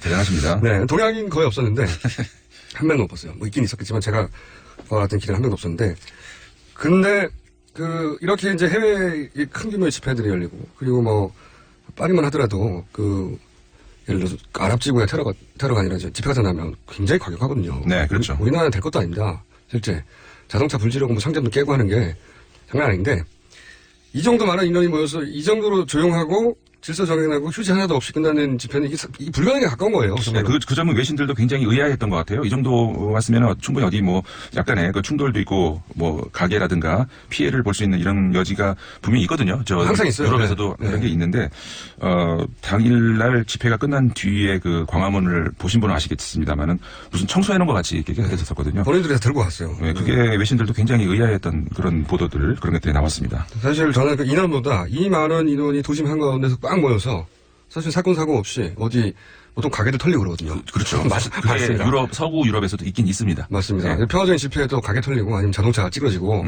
자동차에 불 지르고 간다든가 꼭 있어요. 있는데 가게들은 장사가 굉장히 잘 됐다고요. 덕분에 그 광화문 일대에 경기가 아주 풀리고 있다는. 저는 그 점이 가장 잘하고 있어요. 많이 모였다는 것보다 많이 모이지 않을 수 없죠. 이 정도 됐는데 근데 많이 모였다는 것보다 그 정도 숫자가 모였는데 그렇게 질서정연하고 휴지 다 주워가고 경찰들하고 이렇게 충돌이 있을 것 같으면 사람들이 말렸어요. 알아서. 네. 실제. 그러니까 학습 효과이기도 한 것 같아요. 그렇죠. 어떤 학습 효과이냐면 이 집회가 조금이라도 문제가 생기면 그걸 빌미로 또 폭력 시위라니 하면서 국면 전환을 시도할 것이다. 그 분명히 있었을 겁니다. 네, 그런 것들을 국민들이 이제 너무 잘하는 거죠. 그래서 스스로 아무도 안 시켰는데 자제하고 그런 일이 있을 것 같으면 스스로 막고. 일부가 이제 경찰 방패를 뺐었는데 돌려주라. 네. 이게 오히려 그 시위대 측에서 나왔다 그러죠. 그런 얘기가. 경찰 한 사람이 고립돼가지고 그 중에 한 사람이 경찰 헬멧을 팡 때렸어요. 그때 주변인 사람들이 그 때린 사람한테 막 뭐라고 하고 왜 그러냐고 막. 굉장히 자랑스러운 겁니다. 네. 그렇습니다. 그 얘기 하다 보니까 제가 그동안 참여했던 좀 센 것만 말씀드려볼까요? 네. 희한한. 예를 들어서 1991년 6월 27일 유고 연방이 말이죠. 당시 슬로베니아 크로아티아 독립한다고 침공을 했어요. 독립하지 말라고. 연방 해체되니까 슬로베니아로 침공했는데 제가 그때 유고 갔어요. 그때도 가셨어요? 91년이었는데 여름에 헝가리에서 기차 타고 그때 대포 쏘고 난리 났었는데요. 네. 전쟁 초기에 기차는 다녔어요. 궁금한 거야. 가봐야 돼. 대포 소리를 빵빵 들으면서 기차 탄 기억이 나고 그리고 그래서 아르파트가 94년에 제리코, 성령의 여리고 여기 돌아왔었거든요. 그때 네. 팔레스타인 지역에 제가 가면 집에 막 총을 잡고 난리났어요. 그때 난리였고 예루살렘에 묵었던 그 앞에 기관총 든 군인들이 서 있었거든요. 숙박 없었는데 그냥. 네. 제가 갔던 해에도 차량 폭파 몇 개 있었죠. 터키 쿠르드족, PKK. 93년 동남부에 서로 죽인 애 산이 교정 크게 났습니다. 모든 분쟁 지역에 안 가보신 데가 없군요, 진짜로. 궁금해요, 저는. 이야. 궁금해서 가봐야 돼요. 물론 전쟁 한가운데는 안 들어가지만 근처라도 가봅니다. 그 외에 여러 가지 집회, 큰 집회, 세를리 heb도 크네? 가야 돼. 그런데 우리나라 같은 집회는 없었어요. 맞습니다. 네. 그건 정말 인정을 해야 될 것 같아요. 숫자가 아니라 이렇게 많은 사람이 어떻게 이렇게 질서정연하지? 이거 정말 자랑스럽게 생각해야 됩니다. 네. 자, 외신이 또 어떤 보도들을 했습니까? 그 프랑스의 리베라시옹이라는 신문이 있습니다. 8일자 기사에서 국내 한 전문가의 말을 인용을 해가지고 박근혜 대통령이 이 스톡홀름 증후군이 있다는 그런 내용의 보도를 했거든요. 스톡홀름 증후군? 네. 인질 아닙니까 이게? 예, 스톡홀름 증후군이라는 것이 이제 뭐 잘 아시는 분들 계시겠지만은 그 인질로 잡혀 있는 상황에서 시간이 지난 후에 자신을 인질로 잡았던 그 사람에 대해서 어떤 연민의 정 혹은 어떤 뭐 사랑의 감정 이런 게 이제 생긴다는 어떤 그런 심리학적인 그런 증상을 일컫는 건데 과거에 그 최태민 씨와 박 대통령이 되시기 전에 그때 어떤 관계 이런 것들을 심리학적으로 스톡홀름 증후군이다라고 하는 그런 분석이 나오고 있다는 그런 기사를 내보냈어요. 8일자 신문에. 심리적 분석까지 더 하는 거군요. 네. 이해가 안 가니까요, 자기들도. 그렇죠. 한국 같은 경우에 또 그 사이비 교주들, 종교의식, 교회, 무당 이런 게 이제 한국에서는 불경기가 없다. 그런 한국에서 이 주장이 모든 의심을 풀어주지는 못할 것이다. 뭐 이런 내용 그런 거 있었고요. 한국에서 대학 졸업장이 엄청난 가치를 발휘하는데 입학 절차 무시하고 딸을 명문대학에 입학시켰다. 이걸로 인해서 이제 한국인들이 분노가 커지고 있다. 이런 내용들, 이런 보도들이 또 있었습니다. 대학 졸업장이 엄청난 가치를 발휘했던 적이 있긴 있죠. 네, 이건 아닌데 이건 불공평하다, 불공정하다. 네. 군대하고 대학 입시를 건들면 이거 그 점을 얘기한 것 같습니다. 네, 그 점을 얘기한 것 같죠. 네. 네. 근데 이제 스톡홀름 신드롬만으로 이제 설명될 수 없는 게 이렇게 되면 피해자라는 얘기인데 지금 최태민 씨와 이부다들인 그 조순재 씨가 남긴 녹취록을 봐도 기본적으로 박근혜 대통령도 최태민 씨가 재산을 대리관리하는 것을 필요로 했다 이런 얘기 나오거든요. 네, 단순하게 인질이었다기보다는 상호 필요로 한 점이 있었던 것 같아요. 네. 거기까지는 뭐 이해할 수 없겠죠. 프랑스 언론들은. 네. 미국 언론들이나 다른 나라 언론들은 자국의 이익의 관점에서 뭐 중국도 마찬가지일 테고. 네, 그렇죠. 일본이나 중국, 미국 언론들 특히 이제 그 자국의 그 이익 관계 이런 데 이제 주목을 많이 했는데 미국 같은 경우에 워싱턴 포스트지가 이제 그런 보도를 내놨어요. 이번 사태로 인해서 미국 입장에서는 분명 손해가 있을 것이다. 그 이유가 뭐냐면은 그 지금까지 한국의 이제 그 박근혜 정부가 미국에 설득을 해가지고 위안부 문제라든가 이런 것들을 일본에 양보를 했다. 그래서 이제 대북 정책 같은 것들도 미국이 원하는 그런 쪽으로 왔는데 이렇게 그리고 이제 미사일 방어 체계 추진 문제라든가 미국이 원하는 쪽으로 왔는데 이번 스캔들로 인해 가지고 미국 입장에서는 굉장히 이게 다시 원점으로 갈 거 아니냐 우려스러운 입장이 됐다. 뭐 차기 미국 대통령이 굉장히 그 야시아에서 골칫거리 문제를 하나 안았다. 이런 보도가 워싱턴 포스트에서 나왔고요. 이런 추정들이 있었거든요. 위안부 문제 이게 단순히 우리 정부가 혼자 결정한 게 아니라 그 대중국의 견제 라인을 구축하려고 하는. 그렇죠. 네, 미국이 우리하고 일본 문제를 풀려면 위안부 문제가 해결돼야 되니까. 그렇죠. 미국이 우리 정부에 압력을 가한 게 아니냐. 네. 그게 말도 안 뭐 되는. 외신에서 다 나왔었던 거고요. 근데 이제 이런 걸 직접 얘기하기 시작하는 거군요. 네. 그 위안부 문제 미국의 이익에는 부합할지언정 위안부 문제를 그렇게 처리한 것은 우리한테는 말이 안 되는 거기 때문에 다시 해야죠. 네. 그렇죠. 다시 해야 됩니다. 그러니까 미국 입장에서는 초반기에는 그 위안부 문제를 한국과 일본 양국이 풀기를 바랐다가 시간이 오래 끌어지니까는 미국이 압력을 넣은 것은 분명하거든요. 이건 외신 통해서도 다 나왔고 그 미국의 압력에 의해서 우리가 이제 받아들였는데 그래서 이제 위안부 문제를 일본한테 양보를 했는데 이렇게 되니까 이거 다시 거꾸로 돌아간 거 아니야? 미국 정부 입장에서는 이런 그 새로운 골칫거리가 생겼다 이런 내용인 거죠. 그러니까 우리 정부가 이 워싱턴 포스트의 보도만 보더라도 미국의 이해, 미국의 이익에 부합되도록 이런 정책들을 결정해 나갔다는 거죠. 그렇죠. 네. 그게 우리의 이익하고 부합돼야 되는데 이거 다시 해야 되죠. 네, 다시 해야 된다고 보고. 네.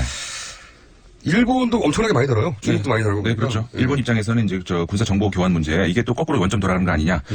중국은 거꾸로 이 사드 문제가 이제 원점 돌아가는 거 아니냐. 좋아하는 거죠. 그렇죠. 자신 입장에서는 이제 기대 어린 그런 보도들이 굉장히 많이 나옵니다. 반면에 이번에 그 지난 토요일 날 대규모 집회 이거를 보도하는 중국 입장이 약간의 뉘앙스 차이가 좀 조심스러운 것 같아요. 자국에서 집회가 엄청나게 많은 인원이 반정부 시위를 했다는 거에 대해서 중국은 조금 조심스러운 것 같습니다. 원래 자국의 집회를 가장 두려워하잖아요. 네. 중국은 또 인원이 많아서 한 번 나오면요 100만이 아니거든요. 우리가 100만이죠. 무시무시하죠. 네, 그래서 집회 보도는 항상 보면 중국은 그 조심스럽게. 네. 일본도 어마어마한 영향을 쏟아내거든요. 그렇죠. 저도 일본 언론과 인터뷰 몇 번 했습니다. 이 대목에서 한번 국제적인 언론이라는 걸 다시 한번 얘기하고. 근데 굉장히 뭐랄까 우리보다 훨씬 더 자세히 보다는 측면도 있어요. 네. 우리 언론보다. 근데 그 각도 보도에 나가는 각도를 보면. 이런 문제의식이 있는 것 같아요. 저도 그런 질문도 여러 번 받았는데, 저 인터뷰했던 그 저널리스트들이 쭉 설명을 듣고도 이해가 안 가. 다 알겠는데, 한국이 무슨 아프리카의 그런 나라가 아니지 않냐. 이 정도로 개인이 전행을 하면, 알겠다, 다, 뭐 무당 뭐 다 알겠는데, 샤머니즘. 그러면 시스템이 그걸 막아줄 수 있지 않냐, 한국 같은 정도면, 이 대목을 이해 못 하더라고요. 그래서 이제 이게 한국 정치의 오랜 병폐, 아니겠느냐. 이거는 한 명의 개인의 어떤 일탈이라고 그 대통령의 일탈이라고 볼 수가 있겠는가. 이제 그런 지적들이 많이 또 나오거든요. 그러니까는 그 교도통신 같은 경우 일본에서도 이제 9일자의 그런 얘기가 나왔어요. 그러니까는 그 대통령이 말 한마디로 결정하는 그 정치 구도, 이게 이제 한국에서의 어떤 정치 구도인데 여기에서 아무 직함 없는 민간인이 영향력을 행사했다는 거, 이게 이제 믿을 수가 없는 일이다. 이번 기회에 모든 책임질 각오라고 대통령이 말을 했다면 스스로 물러나야 된다. 이런 사설이 나왔고요. 시간이 거의 다 돼가지고 오늘은 외신은 더 많습니다. 아직 알려드리지 않았는데, 근데 제가 이 얘기를 드린 이유가 뭐냐면 한국에 시스템 있습니다. 네. 민정수석이라고요. 민정수석도 같은 편이었다. 알고도 막지 못했다. 제가 이 얘기를 해줘도 그것도 못 믿더라고요. 자, 다시 한번 우병우 민정수석에 대한 수사를 촉구하는 바입니다. 오늘 여기까지 하겠습니다. 네. 지금까지 르몽드 디플로마티크 전 편집위원 임상훈 소장님이었습니다. 감사합니다. 네, 감사합니다.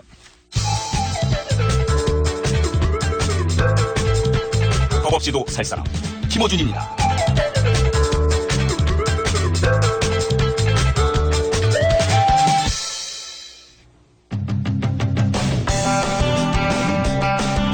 최선실 뉴스 가운데 최근 병원 의사들이 갑자기 대거 등장하기 시작했습니다. 최선실 씨가 단골이었던 성형외과 의사가 여러 특혜를 받았다 하는 의혹과 함께 시작된 건데요. 이 문제 저희가 한번 짚어보겠습니다. 대한성형외과 의사회 권영대 홍보이사님 전화 연결됐습니다. 안녕하세요. 안녕하십니까. 네. 이 뉴스가 복잡해가지고 우선 정리부터 좀 해야 될 것 같은데, 네. 이 보도가 처음 나온 게 이제 당사자 해명에서 바뀌어가지고 왔다 갔다 했는데 좀 최근 정리한 걸 보면, 네네. 김영재 원장이 서울대병원 강남센터 성형외과 외래 교수가 됐는데, 이게 네네. 중국의 VVIP가 김 원장을 특정해서 원했기 때문에 그랬고, 처음에는 이걸 에이전트가 소개했다고 하다가, 계속 네네. 이제 언론들의 보도가 취재가 이어지니까 서울대 서 원장이 뭐라고 했냐면, 그 성형외과 원장, 김원장 원장의 부인이 VVIP가 온다고 전달을 했고, 그래서 그 말을 믿고 외래 교수까지 만들어줬다. 이렇게 이제 해명을, 지금까지 나온 최종 해명입니다. 이게 말이 됩니까? 말이 안 됩니다. 예, 우리 서울대학교 병원 강남센터 같은 경우에 종합검진센터인데요. 주로 외국인들을 상대로 해서 건강검진을 하는, 사실 우리나라의 의료 관광의 상징적인 그러한 기관이거든요. 거기는 국립병원이고요. 그러니까 이렇게 일개 전문의도 아닌 작은 동네 진료 과목 성형외과에서 이렇게 거기 전문의도 아니신 분이 가서 어떤 외래 의사를 해갖고 촉탁을 받아서 뭔가 시술한다는 것도 말도 안 되고요. 그리고 또 강남센터에는 성형외과나 피부과 진료 과목이 없습니다. 즉 수술이나 시술을 할 수 있는 그러한 장소가 없거든요. 그 이전에도 한 적도 없고 앞으로도 지금 전혀 계획이 없고요.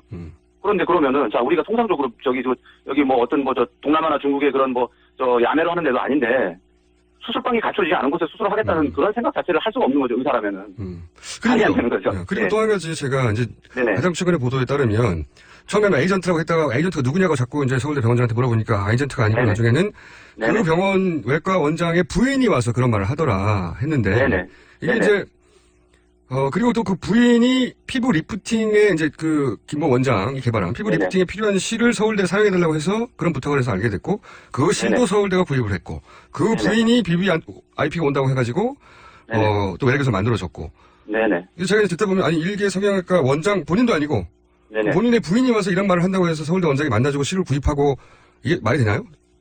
이게 그러니까 지금 실질적으로 권력이 없는 여자들이 대한민국을 마음대로 이렇게 전혀 법과 상관없이 대한민국을 마음대로 주물렀다는 하나의 반증이죠, 이런 것들이. 상식적으로 있을 수 없는 일입니다. 서울대 병원장 되는 분이 어떤 작은 병원장 부인이 와가서 이 실을 사주세요. 그럼 서울대가, 나중에 알려진 바로는 서울대가 사용도 안 했다고 하는데, 구입하고 이런. 통상 어떤 대학 병원에서요.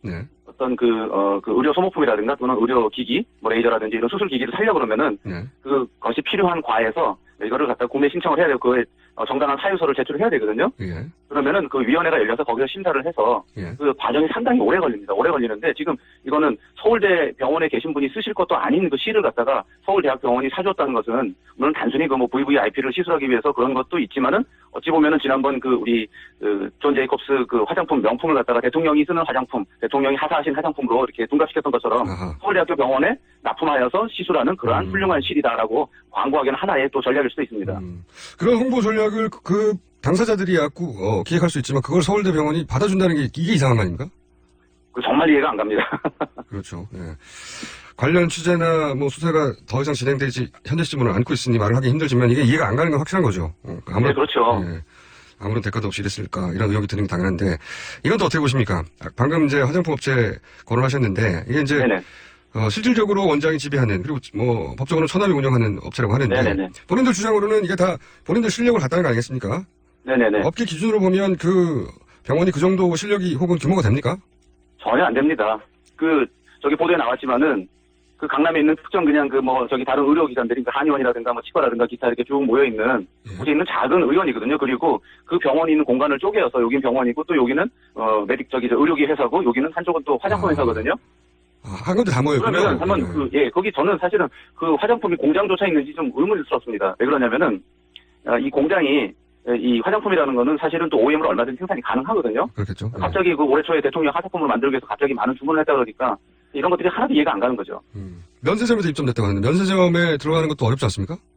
어렵죠. 대단히 어렵죠. 우리 그 업체들은 하늘의 별따기인데 저기 재벌들 불러갖고서는 그 수십억씩 쏟아냈는데 그 면세점 들어가니까 그게 어렵겠습니까? 그 권력이. 화가 많이 나셨군요. 듣다 보니까. 네네. 업계 기준으로 보자면 이게 하나조차 말이 되는 게 없는 거군요, 지금. 그렇습니다. 예. 최근 뉴스로는 또 그 경쟁업체, 이 성형외과 경쟁업체가 검찰, 경찰, 세관, 이런 대대적인 조사를 받았다는 보도도 있었는데, 이런 뉴스들을 접하면 업계 반응은 어떻습니까? 홍보 이사님으로서. 많은 얘기를 들으시죠. 건강하죠. 지금, MB정부로부터 해갖고, 우리 17개 목표를 정해서 이것이 앞으로 우리 대한민국을 발전시키는 미래 성장 동력이다. 그 중에 하나가 우리가 의료 관광의 어떤 헬스케어거든요. 네. 그래서 그 중심에 우리 그 대한민국의 훌륭한 여러 과의 전문의들이 있고 그 중에 하나가 또한 또 성형 강국인 또 성형 수술인데요. 그 성형외과 전문의들이 지금 2,000명이 넘거든요. 네. 근데 그 성형외과 전문의들은 배제하고 동네에서 그냥 진료가방 성형외과 하는 사람을 갖다가 스타로 내세우고 뭔가 국가에서 전략적으로 밀어줬다는 건 도저히 이해가 안 갑니다. 전문의가 2,000명이 넘는데 전문 의도 아닌 분을 이렇게까지 하는 게 이해가 안 가는 거다. 네네네. 네. 이제 프로포폴 얘기를 좀 드려야 될 것 같은데 네네네. 오늘 인터뷰하는 핵심이기도 하고요. 네, 그렇습니다. 우선 이 병원이 취재가 들어가자 향정신성 의약품 관리장을 파쇄했다. 이게 이제 보도가 됐는데 업계에서 보면 병원이 이걸 파쇄할 사유가 있을 수 있습니까? 없습니다. 그게 지금 그 향정신성 의약품에 대한 그 기록 관리하는 것은 그 의료법이 아니고요. 이 마약류 관리법이라는 법이 따로 있거든요. 예전에는 과거에는 그 법이 대마법 따로 있었고요. 마약법이 따로 있었고 또 향정신성 의약품에 관한 관리법이 따로 있었는데 이거를 불편하니까 세 개를 통합을 해서 이제 쭉 관리를 해왔거든요. 그래서 사실은 이 대단히 무서운 법입니다. 만약에 이것을 위반하게 되면 상당히 엄한 처벌을 받아야 됩니다. 그 무서운 법을 의사들은 다 알고 있는 거죠, 그죠? 다 알고 있죠. 다 알고 있으니까 되도록이면 취급을 안 하려고 그러고, 그 다음에 그 장부를 쓸 때 아주 신중을 기합니다. 그리고 보건소에서도 봄, 가을로 정기 점검을 합니다. 제대로 쓰고 있는지. 그래서 그 정기 점검에서 걸리게 되면, 하나라도 누락이 되게 되면 행정처분을 받게 되고, 또 형사처분도 같이 받게 됩니다. 그렇군요. 그런데 이걸 파쇄했다면, 그런 처벌보다도 더 무서운 게 있으니까 파쇄했다고 생각할 수 있지 않겠습니까? 뭔가? 그죠? 꼭 그렇죠. 이걸 파쇄했다는 사실인데 아직 보도에 의해서 이제 된 건데 이게 사실은 좀 검경에서 확인이 돼야 되는데 어쨌든 보건소가 나가서 조사했다 그러는데 아직 결과는 아직 안 나오지 않습니까? 알겠습니다. 언론에서 파쇄한 게 맞다 그러면은 뭔가 대단한 그게 상응하는 처벌을 받아야 될 거고요. 두 번째는 어쨌든 그거를 파쇄할 정도로 뭔가 절박한 다른 사유가 있었을 것이다. 그걸 외부에서 지시를 내렸을 수도 있고 내부적으로 자기가 무언가 지금 불법적인 행위를 감추기 위해서 파쇄를 했을 수도 있겠다라고 추정을 할 수가 있겠죠. 그렇죠. 그 마약류 관리법으로 인한 처벌보다 더 무서운 뭔가가 두려워서 파쇄했다고 생각하는 게 합리적인데, 근데 이제 언론 보도에 따르면 이제 한 공장에서만 받은 게 그렇습니다. 다른 공장에서 받은 건 아직 취재가 안 됐나 본데, 한 공장에서 받은 양으로 따졌을 때 2013년 한 해 분량으로도 최대 9,000명이 진료할 혹은 한 2,000여 명이 소위 우유주사로 사용할 정도의 분량이다. 이런 보도가 있었지 않습니까? 근데 이제 그 보도는 조금 이제 좀 분석이 좀 잘못된 것 같더라고요. K일보에서 이제 다른 어떤 선생님한테 자문을 구한 것 같은데, 너무 조금은 좀 지나치게 이제 과다 계산한 것 같고요. 그렇군요. 이 병원 보면은 지금 1,500개, 1,000개, 500개, 1,000개, 그래서 결국은 1년에 보면 통상 한 1,000개 정도 이렇게 입고가 돼 있거든요. 그 공장에서. 한 공장에서 그렇다는 거죠, 일단. 예. 네네, 근데 통상적으로는 저희가 의사들이 있을 때 여러 군데서 이거 물건을 받는 게 아니고, 보통 제약회사 한 군데만 하기 때문에 아마 이것이 전부가 아닌가 생각을 하는데요.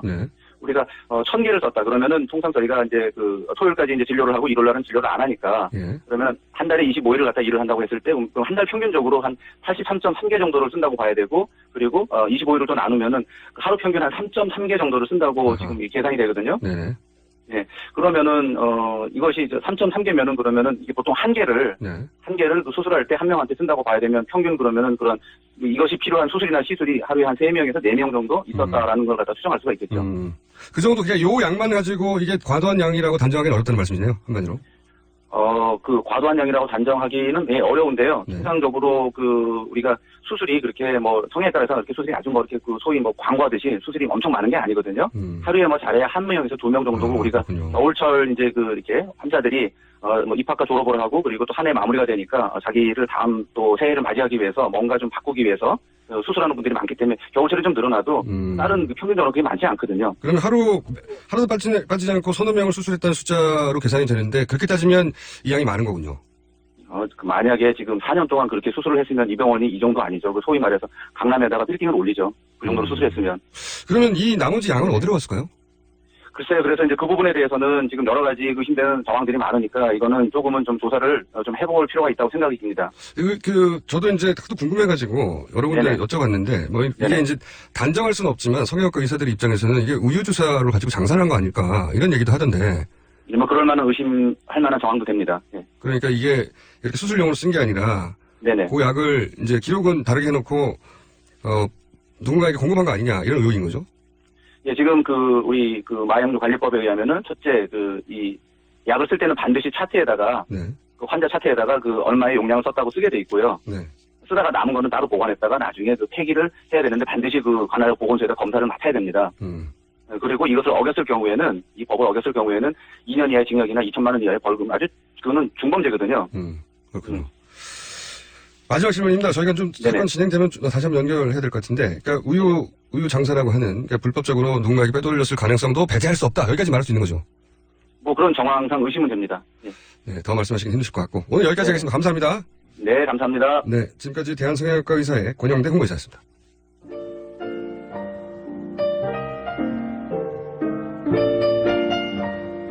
예, 불편한 AS. 불편하다면 불친절한 AS죠. 네. 저는 불편하지 않습니다. 포골드 피플이라는 분이 청수 안녕 반가웠어요. 네, 안녕이라고 저한테 하신 분이 여러 분 계셨는데 그 중에 한 분인 겁니다. 주변 고깃집이 피해를 봤다고 합니다. 고기가 다 팔려서. 미모 우먼께서 청수님 몸 조심하세요. 요즘. 네. 감사합니다. 오늘 여기까지 하겠고요. 네. 촛불 집회가 이거 한 번도 끝나지 않을 것 같죠? 다음에 더 보시면 안녕이라고 해주세요.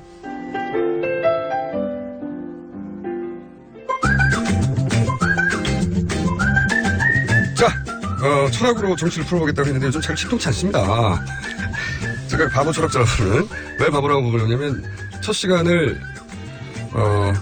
전 회사, 전 건물로 가가지고 첫 시간을 남산으로 갔어요. 이분이. 그렇게 일로 오라고 해놓고 본인이 알았다고 해놓고 정작 첫 시간 월요일 날 아침에 남산으로 가신 바보 철학자 강신주 박사님 나오셨습니다. 안녕하세요. 예, 안녕하세요. 네. 예. 오늘은 뭘 철학으로 풀어봅니까? 뭐 어쨌든 간에 토요일 날 있었던 저 그쪽 동네에 살고 있기 때문에. 바로 앞이죠, 참. 예. 저기 밥 먹다가 좀 쉬다가 또 왔다 갔다 하다가. 위에서 쭉 보셨겠네. 네, 그렇죠. 뭐 다 봤죠. 바로 앞이잖아요, 사실 내가. 진짜 바로 앞에 사시거든요. 예. 네. 그렇구나. 예. 저는 광화문 한 가운데까지 진출하려고 하다가 지쳐가지고 실패했거든요. 체력이 저질해서 못 가겠다고. 그렇게 막 모여들 때는 좀 기다렸다가 이렇게 그 청수처럼 힘 빠진 사람들이 빠져나올 때 쓰고. 아니, 저는 저기 뒤쪽, 명동 쪽에서 앞으로 진출하려고 이렇게 걸어가기 시작했는데, 광화문 중간쯤 와가지고, 지쳐가지고. 왜 이렇게 명동에서부터 출발하세요? 그래, 모여서. 어떻게 하다 보니까 동작이 이렇게 됐어요. 예, 지쳤어요. 그래서 샤브샤브 먹고 왔어요. 그런데 오늘 철학적으로 바라보면 이게 뭐가 특이한 점입니까? 아니, 특이한 게 아니라 일단은 좀 슬픈 게, 100만 명 정도가 모였고, 현직 대통령이 지지율이 5%인데, 끝난 다음에 민심을 살피겠다. 이 얘기가 나와서 좀 당혹스러워서. 아직도 살핀 민심이 따로 있나요? 아니, 그러니까 민심을 다 보여줬는데 민심을 살핀다라는 거 민심을 무시하겠다라는 거잖아요. 그래서 사실 이제 그날 모였던 그 많은 사람들, 그리고 이제 아까도 얘기했지만 그 공간이 협소해서 그래요. 건물들 다 없어요. 그러면 한 500만 놓을 수 있는데. 건물들이 너무 많아요. 건물 탓이에요? 아니, 사실 일직선으로 쭉 사진을 찍었는데, 그 건물 일열 뒤쪽에도 사람들이 꽉 차 있었거든요. 예. 건물들 없었으면 진짜 더 많았을 거예요. 건물 안에도 많았을 거예요. 건물 안에도 제가 이제 옥상에 위에서 보려고 옥상에 올라가서 보려고 그랬는데 벌써 진작에 서울시에서 그 일대 건물 중에 3군만 옥상을 개방하고 그 옥상은 다 기자들이 차지했더라고요. 어쨌든 간에 여러 가지 정도 어떤 이슈 때문에 이제 100 100만 정도가 모였다라는 게 요 사건이 굉장히 단순하다라는 또 징후이기도 하죠. 맞습니다. 그러니까 이게 뭐 꼬맹이들도 다 아는 잘못된 일, 뭐 이렇게 되는 건데. 맞습니다. 옛날에 우리 그 이명박 그 전직 대통령 같은 경우는 복잡한 경제 문제, 뭐 BBK니 뭐 이런 거 있었잖아요. 그 사람들이 경제학 좀 많아 이제 쫓아오잖아요. BBK 복잡해요. 아, 복잡하죠, 그냥 논의가. 아직도 다 이해 못하시고. 아직도 다 이해 못하고. 태반입니다. 근데 뭐 이상했던 거 아니야? 이 정도지. 근데 이번 건들은 뭐 사실 뭐 민주주의의 문제라기보다 조선조에도 있으면 난리 날 그런 사실 문제이기 때문에 저 꼬맹이에서 유머 차이 있는 꼬맹이도 막 분노하고 있는 것 같아요. 네. 이 조선조뿐만 아니라 뭐 그 이전 고려. 아 그렇죠. 네, 고려 시대든 삼국 시대든 다 이 정도 있었어요. 그러니까 이 문제는 민주주의 문제라고 얘기하기엔 좀 뭐하고 아주 너무나 낡은 옛날에도 난리 났었을 문제. 원시적인 재정 일치 시대에나 가능했던. 네, 그러니까 이제 그게 좀 명확하다 보니까 우리 그 시민들 자체가 그렇게 이제 많이 분노하고 또 모이고. 근데 이제 걱정되는 게 이제 그런 거죠. 뭐 민심을 살피겠다 그러는데 그러면 이제 500만이 와야지 이제 볼 건가. 뭐 이런 문제. 그래서 사실은 지금 분위기로 봐서는 뭐 요번 주 토요일 날 되면 더 많이 오셔야 들리고 보고 2주 후 주말에 다시 한번 큰 집회가 있을 거라고. 그러니까 그때 좀 뭔가 좀 더 확실하게 뭐 다 보여줬는데 뭐 민심을 살피자 이런 반응이 나오니까 그날 모였던 사람들을 굉장히 그 모독하는 거죠. 존재 없는 100만도. 박사님 그 정도 얘기는 저도 할 수 있고요. 예. 철학적으로 봤을 때 철학자의 눈을 뭐가 갖고 주셨어요? 제일 그간 게 뭐 이제 일단은 우리 그 젊은 아이들이죠. 교복 입은 아이들. 그러니까 그리고 또 그걸 생각하면은 이렇게 지금까지 이제 살다 보니까 우리 그 현대사의 하나의 특징들이 보이는데 그 4.19 세대 있죠. 예. 그 4.19 세대가 일단은 민주주의를 외쳤잖아요. 예. 그 세대의 자식 세대가 저희 세대거든요. 예. 그 다음에 저희들이 이제 나이가 들어서 이렇게 새끼를 치잖아요. 예, 새끼를 치면 지금 그 아이들이 고등학교 대학생들이에요. 예. 그래서 보면 이렇게 주기를 타는구나. 4.19 세대의 자녀들이 거리를 나왔다. 그러니까 아니죠. 4.19 세대들이 예전에 직선제 1980년대 후반 88년도에 예. 그때 전두환 독재 때 직선제를 간절했고 그 사람들이 또 아이를 낳은 사람들이 나오는 거죠. 그래서 이게 야 교육이 중요하구나. 그래서 더 희망적인 건 저 젊은 중고등학교 아이들이 나중에 어머니 아버지가 됐을 때 그때 되면 우리 사회가 밝겠다. 대형 집회 25년 주기설 이런 거 말씀하시는 거예요? 그런 거죠. 아니 근데 그게 그 밥상머리 교육이 얼마나 중요한데요.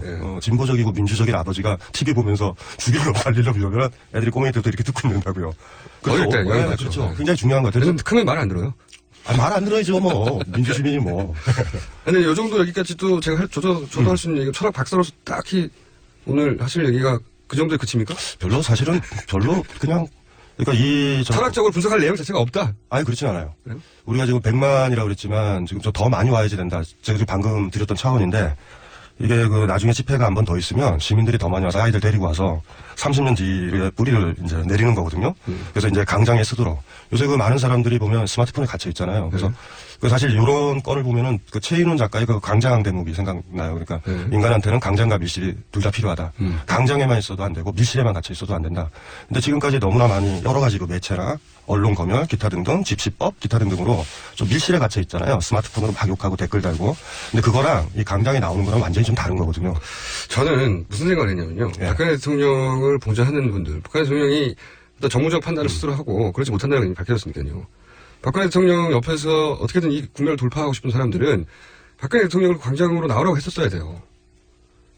그게 필요하죠. 제가 만약에 보좌진이었다면 여기까지 오지도 않았겠지만 보좌진이 될 리도 없지만 저 같으면 그 한가운데로 걸어 나왔겠어요. 정면으로 이렇게 그렇지 않고서 이게 뒤에 앉아가지고 뭐 잘 듣겠다느니 민심을 헤아리겠다느니 뭐 엄중히 받아들인다느니 뭐 그게 뭐 귀에 들어옵니까? 혹시 대통령을 감금하실 생각은 아니신가요? 아니 당장으로 나오면? 하다못해 헬기를 타고라도 왜 갔었어야 한다는 거죠. 아유, 그게 없죠. 그랬으면, 그런 정신이 있었으면 이렇게 하지 않았겠죠. 그리고 얼마 보도들은 잠을 잘 주무신다 이러지만 실제적으로 잠을 잘 주무시겠어요? 그거는 말이죠. 모르는 일입니다. 저희가 모르는 일입니다. 왜냐면 이거를 만약에 한 달 전에 이런 일들이 있었다고 아무리 누군가 옆에 자세히 얘기해줘도 말도 안 되는 소리 하지 말라고 그랬을 거거든요. 그래서 시위 현장에서 제가 제일 좀 황당했었고 화났던 게 하나 있어요. 뭡니까? 야당이요? 국정에 손을 떼라. 고등학생들을 하야하라고 그러는데 그 비겁한 표현을 보고 제가 확 뛰어들어가지고 확 바로 차고 싶더라고. 하지만 찾진 않으셨죠? 못 들어갈 것까지. 아니 그래서 다 그런데 그렇게 숟가락을 얹으려는 몇몇 사람들 보고 아주 비겁하잖아요. 국정에 손을 떼라라는 그 표현을 아주 묘하게 써가지고 와서 거기 중고등학교 아이들은 하야해라 퇴진해라 이러는데 아주 부드럽게 국정에 손을 떼라 하고 피켓 들고 있는 걸 보고서 와, 저 진짜 야권 지금 이 국면에서 그러니까요. 진짜 숟가락 얹는다 이런 느낌. 그걸로 인해서 본인들이 받을 혹시 좀 더 센 주장을 했다가 역풍을 입지 않을까 하는 두려움 또는 그렇죠. 본인들이 이제 현실 정치이니까 우리는 어쨌든 수습해야 돼 이런 책임감 이해 못해서가 아니라 아니 현직 대통령이랑 뭐가 차이 있어요? 이해 못해서가 아니라 그러니까 그 공적인 게 아니라 사적인 게 매몰돼가지고 그렇게 있는 거와 자기 사적인 이익과 정치적 관계를 계산하는 야권을 보니까 그 다음 집회 때는 그 사람들 못 오게 해야 된다고. 아, 지도자면 더 세게 얘기를 해야 될 텐데 숟가락을 조용히 얹는 모습을 보면 저것들은 정체가 대체 뭐냐 이런 생각이 들어요. 국민들한테 질질 끌려오는 중이에요. 질질 사실. 질질 끌려만 와도 될 것 같은데 나중에 결정적인 순간에 국민들을 버릴 것 같아요. 느낌이. 무서워서? 아니요. 자기들 이득 때문에. 몸보신하느라고. 네. 그게 좀 걱정이 돼서 다음에는 그들이 정치를 잘했고 견제를 잘했다고 한다면 어쩌면 이런 것들은 미리미리 폭로되고 시민들이 추운데 안 나왔을 거예요. 근데 마치 아무 일도 없었다라는 듯이 숟가락을 조용히 얹는 거 보니까 사실 그래서 지금 이 국면을 타개할 만한 그 야권 지도자들이 도대체 있는가? 그 잘못하면 국민들만 좀 더 고생하겠다 이런 느낌도 좀 들어요. 예. 강신주 철학박사님께서 오늘은 아무나 할 수 있는 이야기. 우리가 이미 예전에 다 했던 이야기. 철학적 접근을 넘는 이야기. 하지만 현장에 가신 분으로서 하지 않을 수 없었던 이야기. 예. 들어봤습니다. 강신주 철학박사님이었고요. 저는 오늘 여기까지 하겠습니다. 김호준이었고요. 내일 또 다시 돌아올 겁니다. 안녕.